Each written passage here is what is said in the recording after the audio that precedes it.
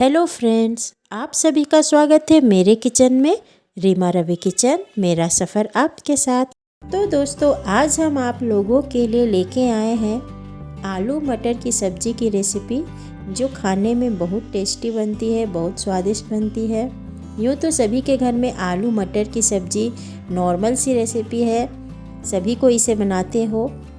आज इस रेसिपी को मेरे तरीके से बनाइए, यकीन मानिए आपको बहुत बेहतरीन इसका स्वाद मिलने वाला है।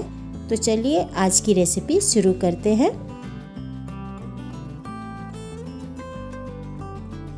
तो दोस्तों, यहाँ पे हमने कढ़ाई को गैस पे चढ़ा लिया है। अब इसमें हम डालेंगे सरसों का तेल। आप कोई सा भी कुकिंग ऑयल यूज कर सकते हो, लेकिन सरसों के तेल का खाने का स्वाद बहुत ही अलग रहता है, बहुत ही टेस्टी होता है। आप भी इस तेल का ज़रूर यूज करें।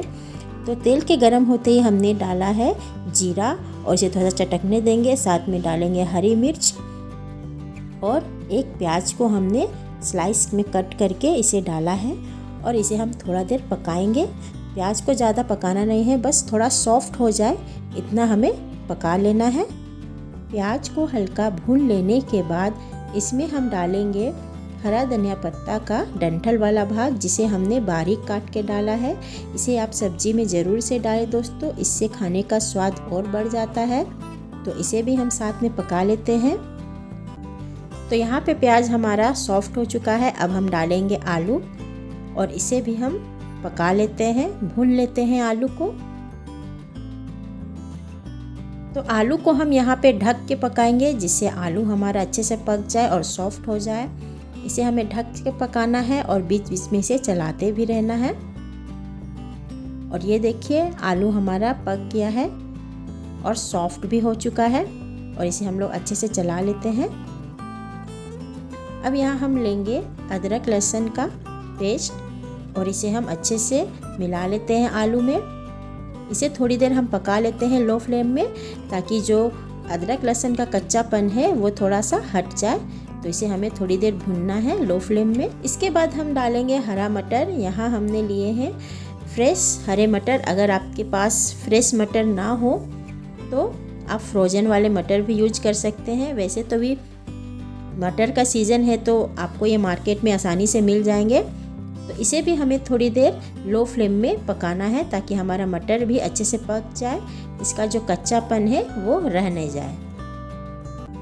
तो यहाँ पे हमने गैस की फ्लेम को लो किया है और आराम से आलू और मटर को हम अच्छे से पका लेंगे, सॉफ्ट होने तक पका लेंगे। और थोड़ी देर इसे ढक लेते हैं, ताकि जो हमारा मटर है वो अच्छे से सॉफ्ट हो जाए। और यहाँ पे 2 से 3 मिनट हो चुके हैं और हमारा मटर भी अच्छे से पक चुका है, अच्छे से भुन चुका है। तो इसे हम लोग चला लेते हैं अच्छे से।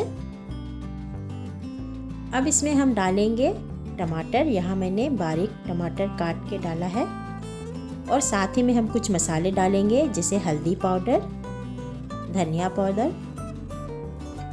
जीरा पाउडर, ये कश्मीरी लाल मिर्च पाउडर और नमक अपने टेस्ट के अकॉर्डिंग। और इन सभी मसालों को हम अच्छे से लो फ्लेम में भूनेंगे।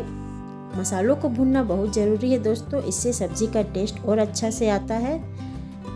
अगर हम मसालों को नहीं भूनेंगे तो क्या होता है कि मसालों का जो कच्चापन है वो रह जाता है और सब्ज़ी हमारी अच्छी नहीं बन के तैयार होती है। तो इसे बस लो फ्लेम में धीरे धीरे 2 मिनट तक भून लीजिए, मसाले अच्छे से भून जाएंगे। और यहाँ पे हमारे जो मसाले हैं थोड़े से ड्राई हो चुके हैं, तो इसमें हम डालेंगे थोड़ा सा पानी और इसे फिर थोड़ी देर हम भून लेते हैं।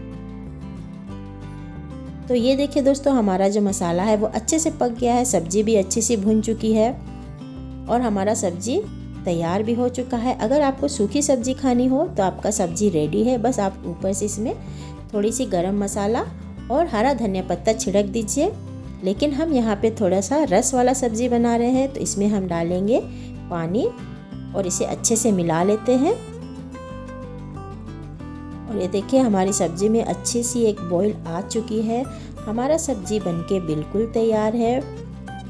अब इसमें हम बस डालेंगे थोड़ी सी गरम मसाला और इसे मिला लेते हैं अच्छे से।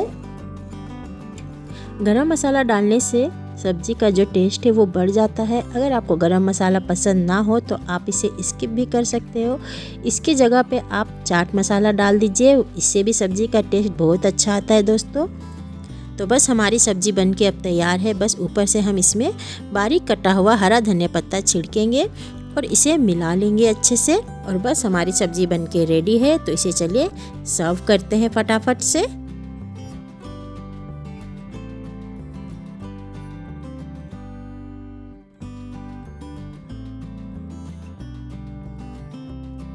तो ये लीजिए दोस्तों, हमारा जो आलू मटर की सब्ज़ी है बनके बिल्कुल तैयार है। झटपट सी ये सब्ज़ी बनके तैयार हो जाती है और खाने में भी बहुत स्वादिष्ट होती है दोस्तों।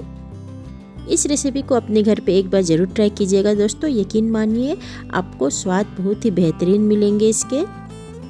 तो वीडियो अच्छी लगी हो, रेसिपी अच्छी लगी हो तो लाइक कमेंट शेयर ज़रूर कीजिएगा दोस्तों। और आप नए हो तो मेरे चैनल को ज़रूर से सब्सक्राइब कर ले।